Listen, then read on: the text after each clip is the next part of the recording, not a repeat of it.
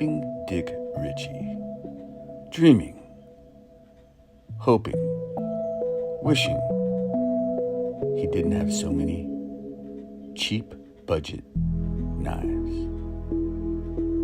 But someday he will have an American knife, a wonderfully made, full warranty, free sharpened, American made knife. He dreams of this. He's tired of using his cheap budget knives for fiddling, for messing about, aimlessly looking, wanting, needing more.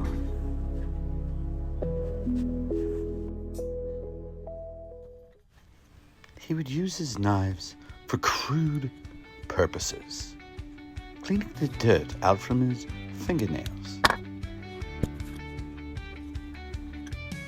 Then he would go as far as picking the food from his teeth with the same said budget knife.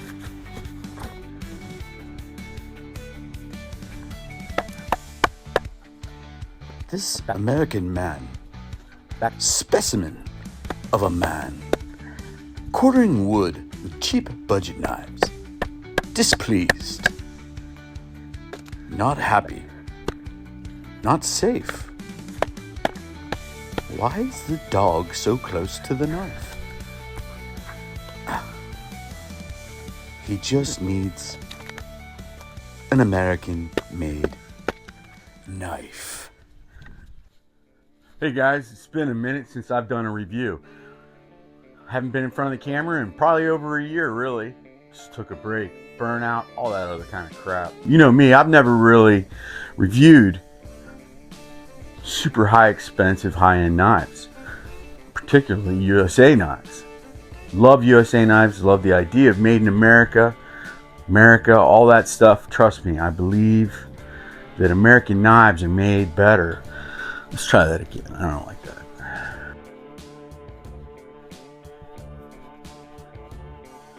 Hey, I'm back.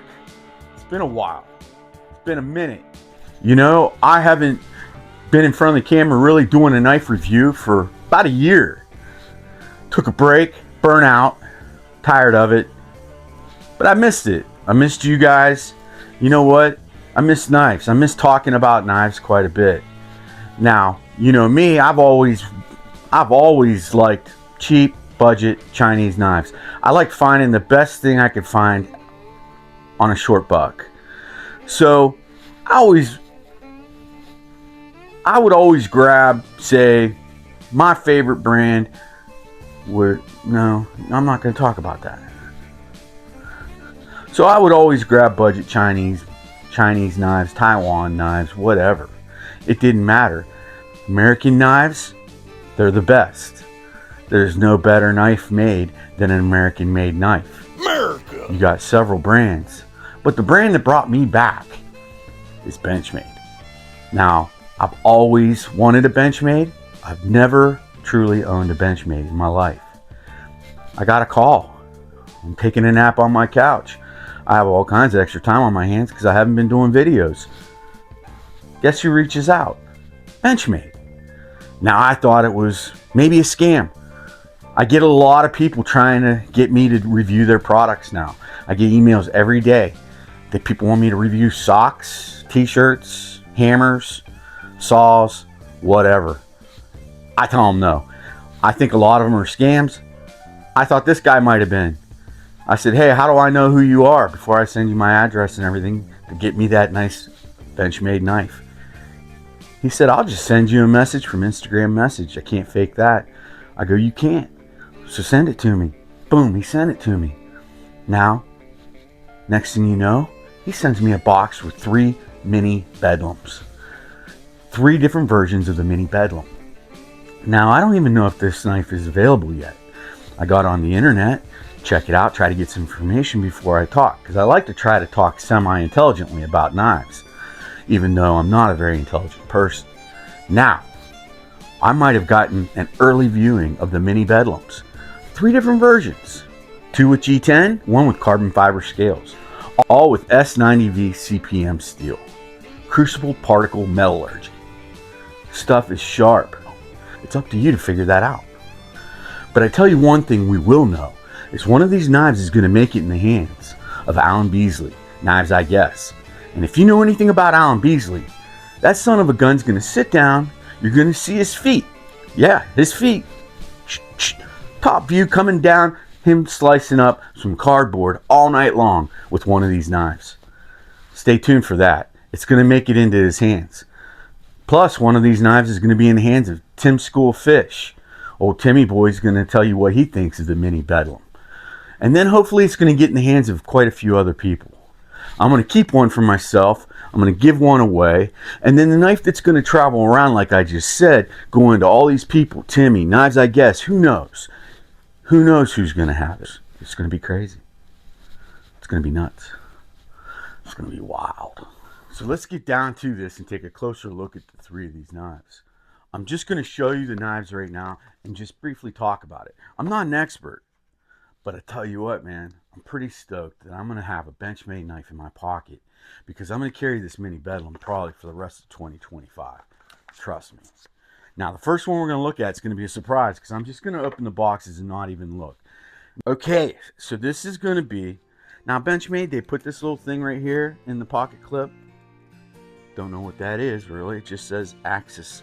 So it's saying Axis because they're the original inventors of the Axis lock. Some call it the crossbar, some call it the whatever. They've got a million different names for it. And that's just this little lever thing right here that you pull down, and that releases the lock on the blade. Now, that doesn't have the blade locked in a closed position. It only locks it in an open position. Safety. Talking about.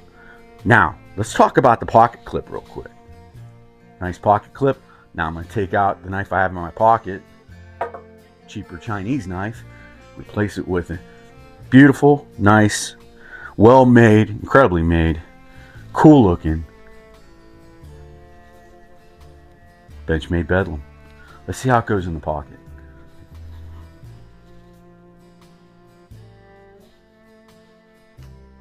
Feels pretty good. That's an easy test. It's just the pocket clip. That's the test right there. Scimitar blade. Beautiful. This particular serial number, let's look at the box now. This serial number is going to be the 865 SBK.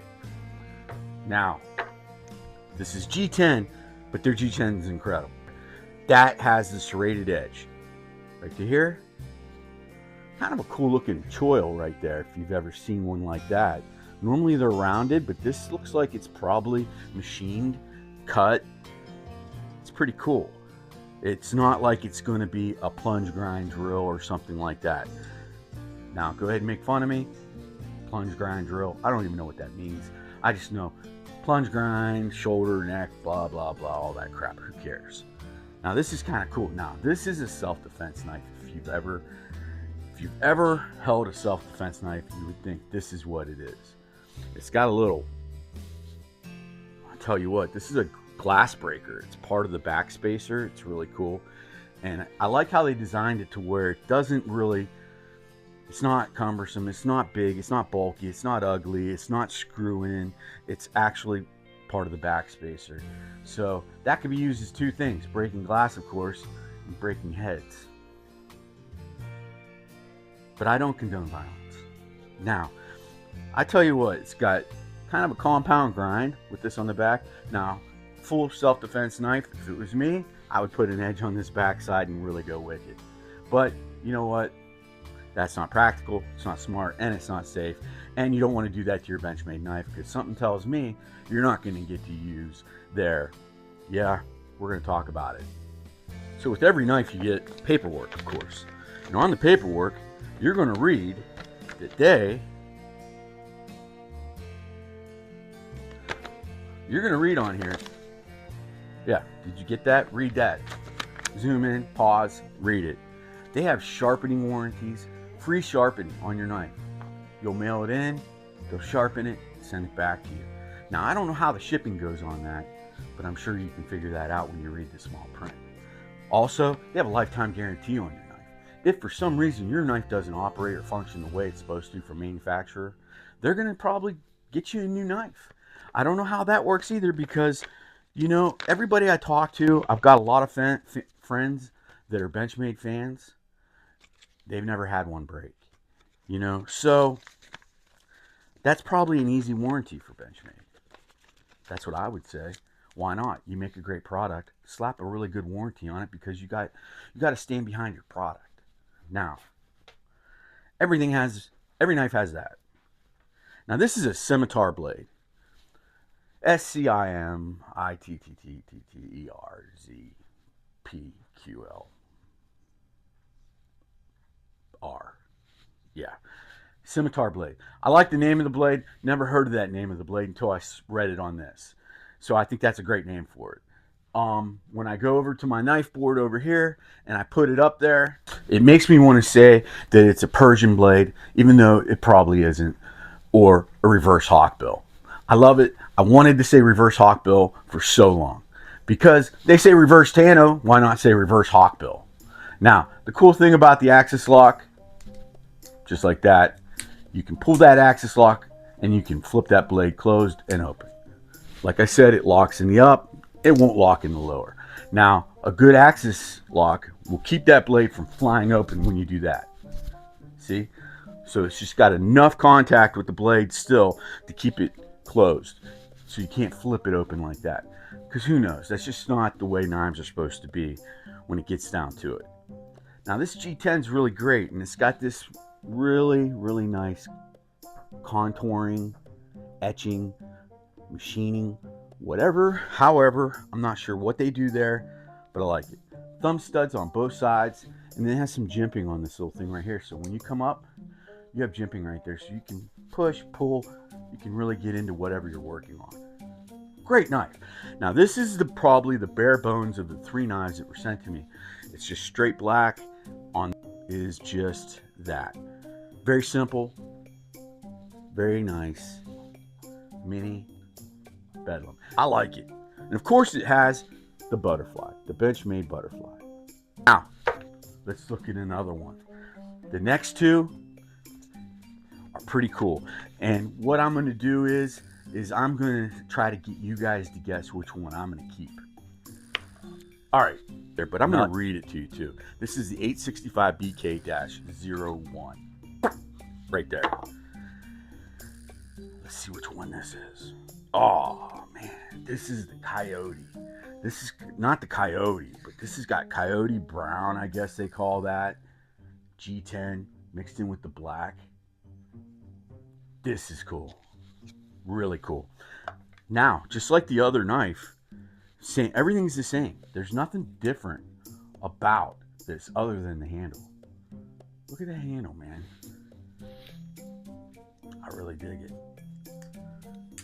But we haven't talked enough about the crucible particle metallurgy of this knife. S90V, CPM S90V. This stuff is sharp, so I'm going to cut a little bit of paper.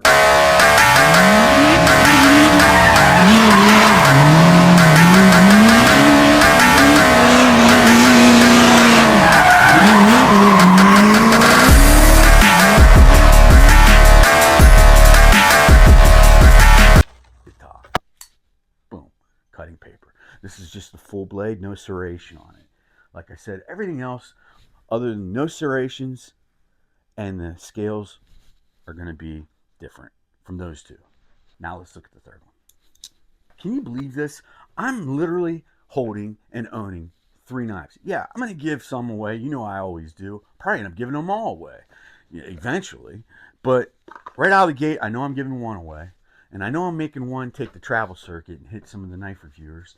And then the one that I like the best, and you got to tell me which one you think it is going to be in my pocket for the rest of the year, if not forever. You know what I mean? Because these are going to be the first Benchmade knives I've ever owned. And I'm kind of giddy about it. I'm an American. I'm a vet. I served in the Army for 4 years, 89 to 93. Gulf War. Desert Shield, Desert Storm. I've got red, white, and blue running through my veins, you know?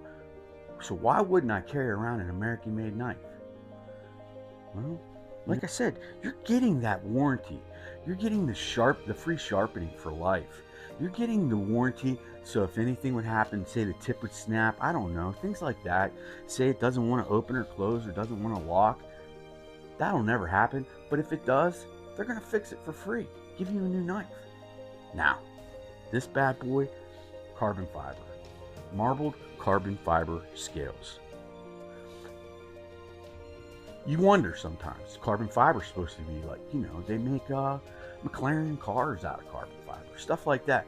Anything that wants to be super durable and lightweight.